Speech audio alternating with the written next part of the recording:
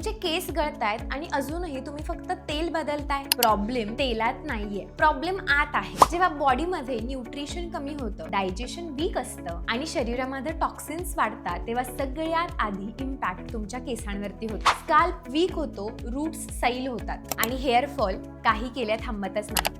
म्हणून फक्त बाहेरून तेल लावून किंवा सपोर्ट देऊन काही होणार नाही, आतून सपोर्ट देणं गरजेचं आहे. आणि यासाठी तुम्ही कृष्णासचा hair and scalp care juice तुमच्या रुटीन मध्ये नक्की समाविष्ट करू शकता. यामध्ये आवळा आहे जो तुमच्या केसांच्या ग्रोथ साठी तुम्हाला सपोर्ट करेल, भृंगराज जो तुमचे हेअरचे रूट्स स्ट्रॉंग करायला मदत करतो, कडुलिंब तुमच्या स्काल्पला डिटॉक्स करण्यासाठी आणि इन्फ्लमेशन कमी करण्यासाठी मदत करतात, आणि ॲलोवेरा सुद्धा आहे जो न्यूट्रियन्स ॲब्झॉर्ब करून तुमचं डायजेशन सुधारण्यासाठी मदत करतो. म्हणजेच काय तर बॉडी आतून बॅलन्स होते आणि त्याचा परिणाम आपल्या केसांवरती दिसायला लागतो. जर तुम्हालाही hair fall, thinning, scalp issues असतील तर कमेंट करा, मी या हेअर केअर ज्यूसची लिंक तुम्हाला पाठवते.